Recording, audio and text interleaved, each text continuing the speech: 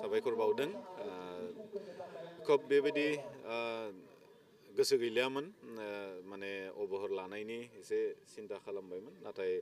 जोंनि दखरा आफादफोरनि आरो जोंनि जायफोर बारग' बिबानगिरिफोर दुलाराय बर' फरायसा आफाद मिरुनि दैदेनगिरिफोरनि खावलायनायखौ नुय खालामनो हायै दिनै फिन खनसेबाव आरो माने 2022 आरो 2026 मायथाइनि थाखाय जिल्लानि आफादगिरि महरै जों सायख'जादों लोगोसे आंजों लोगोसे जोंनि कमप्लिट जिथु 23-24 नि जि मोनसे जोंनि केबिनेट बडिमोन बिनि बिबानगिरिफ्रा बे 25-26 नि थाखाय फिन खनसेबाव इनटेक दोनफिनजादों साफ्रोमबो थांनाय समनि बिबानगिरियानो दङ दा गतिके आसा खालामदों थांनाय समफोराव जेरै रायजो राजाफ्रा जोंखौ हेफाजाब मदद होबोबाय बे फैबाय थानाय बे टार्मावबो हेफाजाब मदद होगोन दा जोंनि ओनसोलाव मोनसे गोजोन थासारिखौ जोंनो नांगौ मोनसे जों फरायसाफोरनो जोङो जिहेतु गुन गोनां सोलोंथाइ होनायनि बाथ्रा बुंदों मोनसे स्किल्ड माने जोंनि लाइमोनफोरखौ खालामनायनि बाथ्रा जों बुंबाय थादों बर' हारिखौ मोनसे गेरेमसा हारि दानायनि बाथ्रा बुंबाय थादों जोंनि बर' माहारिखौ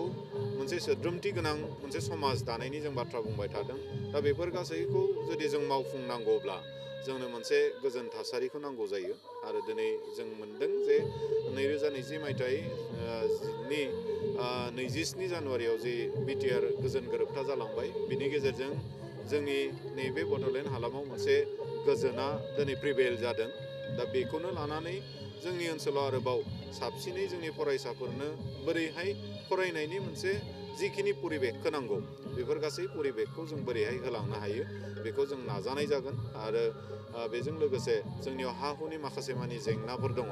हा हुनि माखासे मानि जेंनाफोर दङ बेफोर जेंनाफोरखौ बोरै समाधान खालामलांनो हायो जों बिनि थाखाय खामानि मावगोन आरो जोङो डेलिगेटआवबो बे हा हुनि जेंनाफोरखौ लानानै गोलाव सम जों गुवारै सावरायदों जोङो रिसर्स पार्सनबो माने जों लाबोनानै सावरायनाय जादों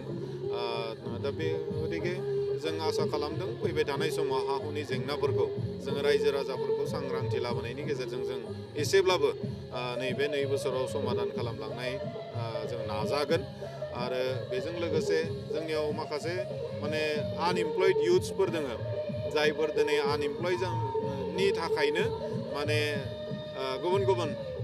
समाजजों गनायजायै माखासे एन्टि ससियेल जिखिनि एक्टिभिटिफोर बेफोराव माने लोब्बा थायो दा बेफोर गासैखौ नोजोर होनानै आरो लोगोसे जोंनि जिथु नैबे उदालगुरिनि जि मोनसे इक'नमिक स्टेटास बे इक'नमिक स्टेटासा खोब मोजां नंसोआ जों बेखौ मोनदांदों दा बेखाय बे लाइमोनफोरखौ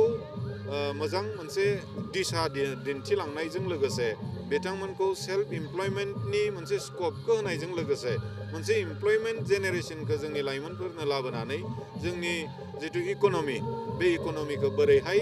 जोङो माने बेलेन्सआव लाबोनो हायो बेनि थाखाय जों खामानि मावनो थाखाय साखाफारा जादों जों थांखि लानाय जादों गतिके बेयावहाय जोंनो साफ्रोमबो लाइमोनफोरनि रायजो राजाफोरनि हेफाजाब मददखौ निस्सय नांगोन जोङो थांखि लानानै खामानिखौ मावनो आवगायबाल' जानाय नङा खिन्थु जोंनि जिखिनि खामानि मावनो थाखाय जों थांगोन जायफोर लाइमोनफोरखौ रायजो राजाफोरखौ जों लोगो हमगोन बै समाव बै लाइमोनफोरनि जोंनि फरायसाफोरनि जोंनि रायजो राजाफोरनि खहारिखौ जोंनो नांगोन आं आसा खालामदों जोंखौ नैबे थांखिसिम मोनहैनायाव जिखिनि दुलाराय बर' फरायसा आफादा दिनै जोंनि लाइमोनफोरखौ स्किल खालामनायनि जों सिमां नुदों जोंनि लाइमोनफोरनो जोंनि फरायसाफोरनो गुन गोनां सोलोंथाइ होनानै माने अफिसारफोर गेदेर गेदेर अफिसारफोर आइएएस आइपिएस माने एसिएस एपिएस खालामनायनि जि सिमां जों मोनसे लानानै जों आवगायबाय थादों बेफोर गासैखौ जाफुंहोनायाव जोंनि मोनफ्रोमबो सेक्सननि माने रायजो राजाफ्रा जा हेफाजाब मदद होलांगोनखौ आं मिजिंथिदों 50थि बोसोरसालिया जथुमा उदालगुरि जिल्ला दुलाराय बर' फरायसा आफादनि सानथामनि मेहेरगोनां हाबाफारिजों खुंजादोंमोन 18, 19 आरो 20 अर्थात दिनै जोबथा सान आरो बे जोबथा साननि हाबाफारि हिसाबै दङमोन गिबि जोंहा मुंख्लंफोर दाना दैमारि बान्था बिथांनि गोसोखांथियाव बान्था होनाय आरो बे बान्थाखौ देग्लाय बोसोराव माने एजुकेशनिस्ट बिथिङाव जों नायदोंमोन आरो बे लेखायैनो प्रफेसर डक्टर फणीन्द्र गयारी सार बिथाङा बे बान्थाखौ मोननो हायो आरो बिनि उनाव जोंहा दखरा आफादफोर बेस्ट दखरा आफाद जों सायख'बोनाय जादों मोनफ्रोमबो कनफारेन्सनि समाव माने साबसिन दखरा आफाद जों सायख'बोयो आरो बे लेखायैनो देग्लाय बोसोराव साबसिन दखरा आफाद हिसाबै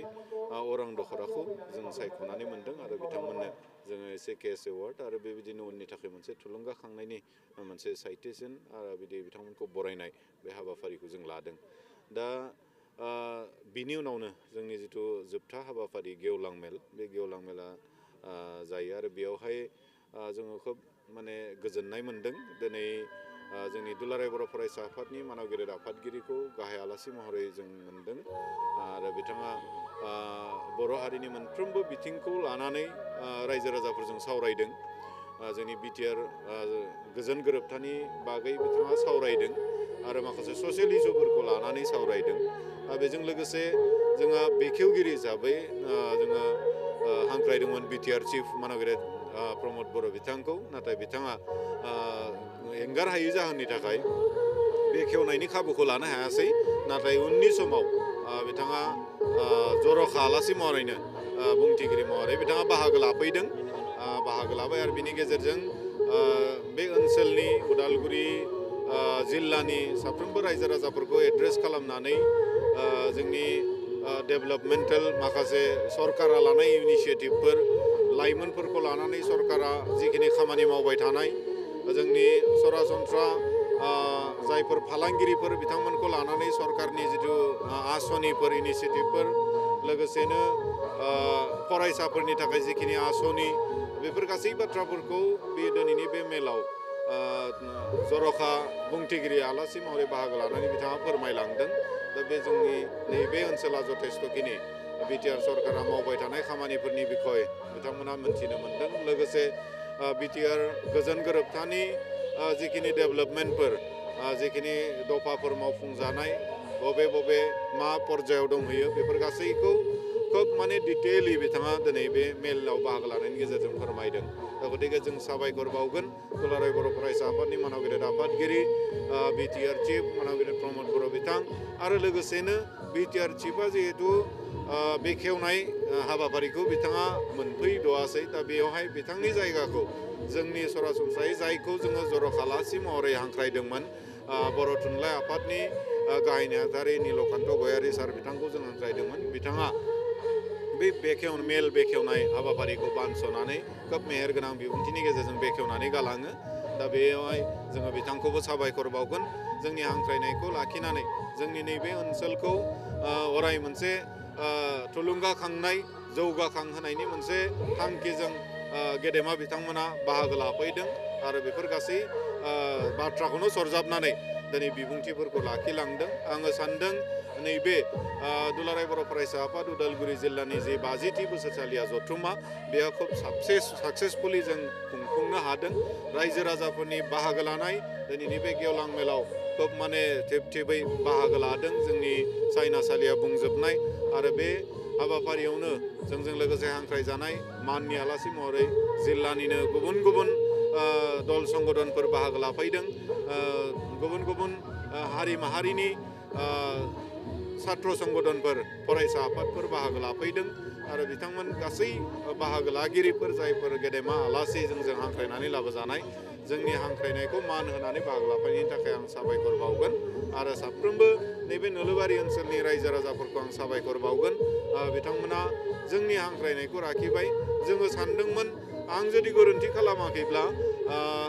आरो जोंनि आरसिनिफ्राबो नैबे ओनसोलनि रायजो राजाफ्राबो बुंबाय थादों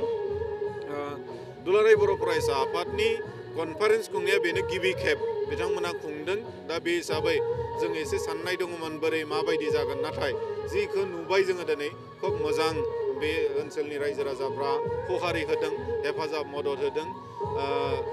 आरसि दाजेननाय बानजाय आफाद दाजेननाय दिननिफ्रायनो खोब माने गोसो गुदुङै बिथांमोना बे 50थि बोसोरसालियाव जथुम्माखौ खुंना हरनो थाखाय गोसो गुदुङै आवगायबोदों आरो थिग बे लेखायैनो दिनै खुंना हरबाय दा बेनि थाखाय साफ्रोमबो रायजो राजा बिथांखौ साबायखर बावदों आरो लोगोसेनो बानजाय आफादनि मानगिरिद आफादगिरि चेयारमेन आथिखाल बिटिआरनि इएम निलुत स्वर्गियारि बिथां वार्किं चेयारमेन दुलाराय बर' फरायसा आफादनि सासे नेहाथारि आनन्द दैमारि आरो बिथां लोगोसे कनभेनर सायखं बसुमतारी बिथां लोगोसे बिथांमोननि कमप्लिट जिथु आरो बानजाय आफादनि टीम साफ्रोमखौबो आं गोसो गोथारै साबायखर बावदों जोंनि बे 50थि बोसोरसालिया जथुम्माखौ मोजाङै मोजां खुंफुंना हरनायनि थाखाय आरो खोब गरजियासलि बेखौ जाफुंसार होनायनि थाखाय आं साबायखर बावो। 2025 आरो